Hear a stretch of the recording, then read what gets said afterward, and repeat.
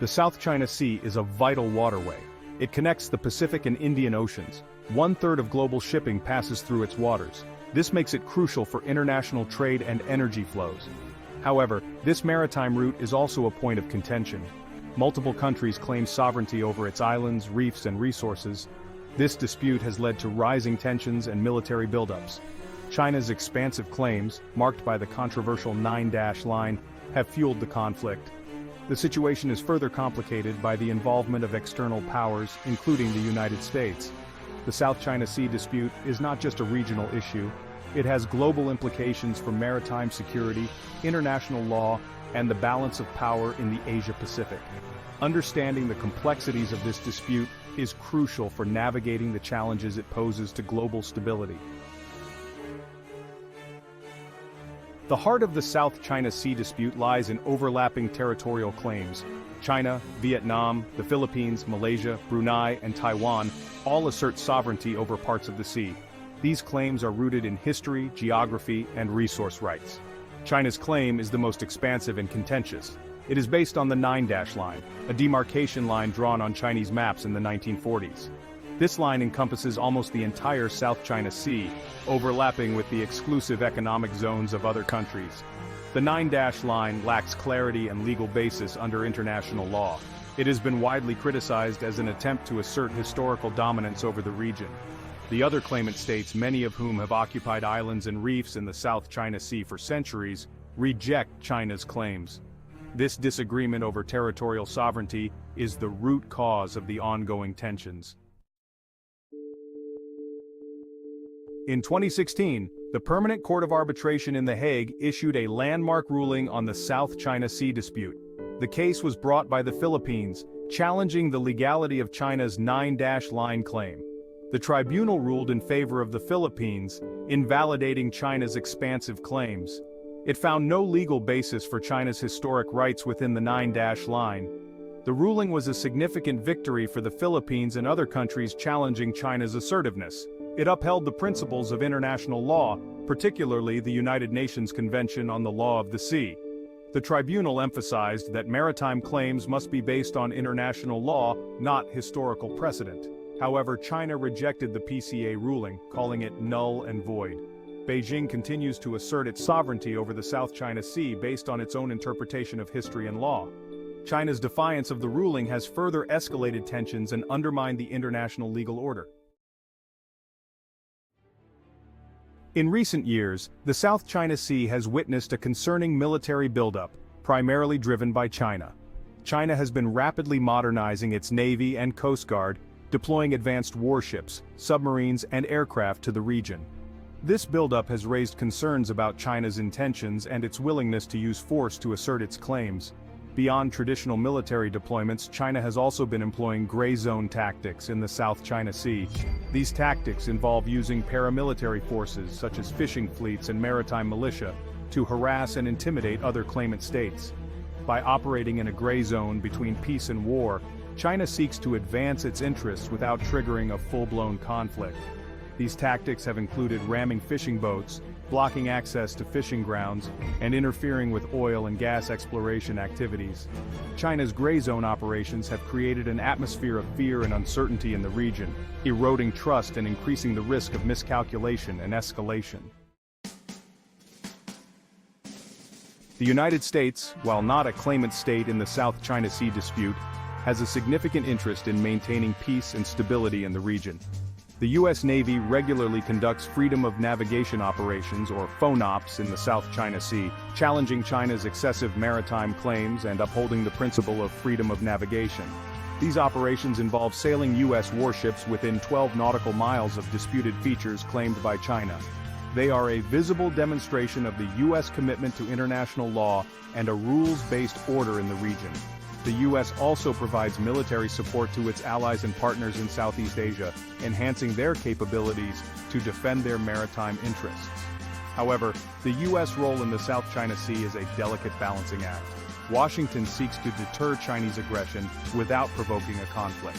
The U.S. must carefully calibrate its actions to avoid escalating tensions while sending a clear message that it will not tolerate attempts to unilaterally change the status quo.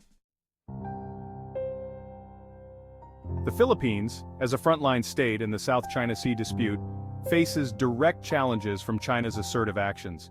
Despite winning the 2016 PCA ruling, the Philippines has struggled to enforce the decision and protect its maritime rights. China's continued presence and gray zone tactics have limited the Philippines' access to its own exclusive economic zone. Under President Ferdinand Marcos Jr., the Philippines has adopted a pragmatic approach. While seeking to strengthen its military capabilities and partnerships, Manila has also pursued dialogue with Beijing to manage tensions. However, recent incidents such as the Chinese Coast Guard's use of water cannons against Philippine vessels have tested this delicate balance. The Philippines has become increasingly vocal in condemning China's actions, seeking international support to uphold its maritime claims. The country's strategic location and its role as a U.S. treaty ally make it a key player in the South China Sea dispute. The South China Sea is not just a strategic waterway, it is also an area of significant economic importance. The sea holds vast reserves of oil and natural gas, making it a potential flashpoint for resource competition. The fisheries in the South China Sea are also vital for the livelihoods of millions of people in the region.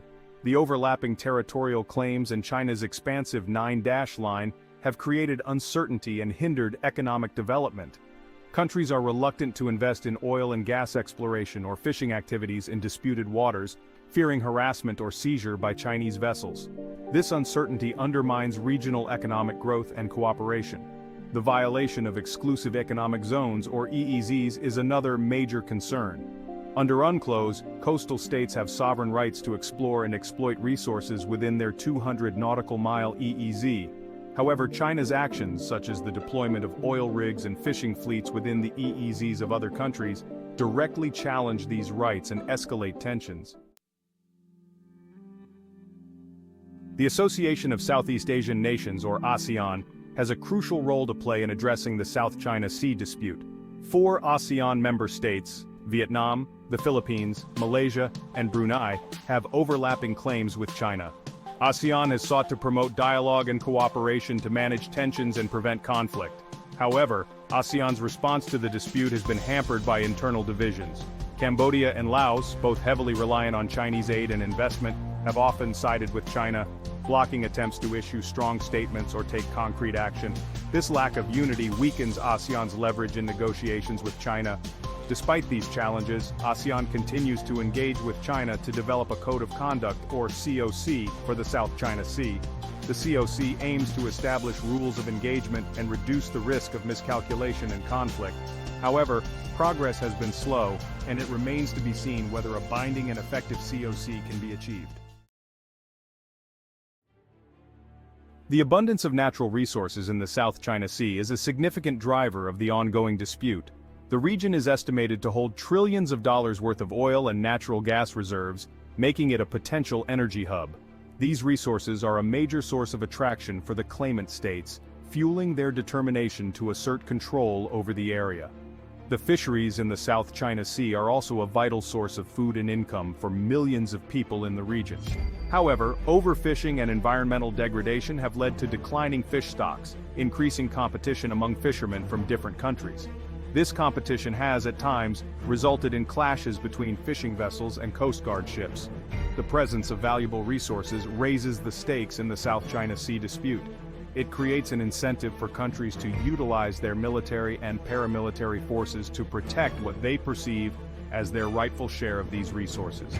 This competition for resources increases the risk of escalation and conflict. The South China Sea dispute poses a significant risk of escalation and conflict, with potential consequences for global security. The increasing militarization of the region, coupled with China's assertive actions and the involvement of external powers, creates a volatile mix. A miscalculation or accident at sea, such as a collision between warships or an unintended clash between fishing vessels and Coast Guard ships, could quickly escalate into a wider conflict. The presence of multiple armed forces operating in close proximity, often with limited communication and trust, increases the likelihood of such incidents. A conflict in the South China Sea would have devastating consequences for the region and the world. It would disrupt vital shipping lanes, impacting global trade and energy flows. It could also draw in major powers, leading to a broader conflict with unpredictable consequences. Finding a peaceful and lasting solution to the South China Sea dispute is a complex and challenging undertaking. There is no easy fix, and any resolution will require compromise and a commitment to dialogue and diplomacy.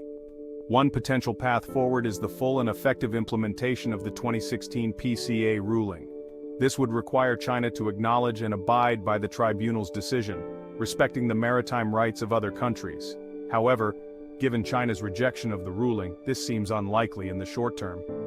Another approach is to focus on practical cooperation and confidence-building measures. This could include joint development of resources, agreements on fishing rights, and the establishment of hotlines to prevent miscommunication and escalation. While these measures may not resolve the underlying sovereignty disputes, they can help manage tensions and prevent conflict.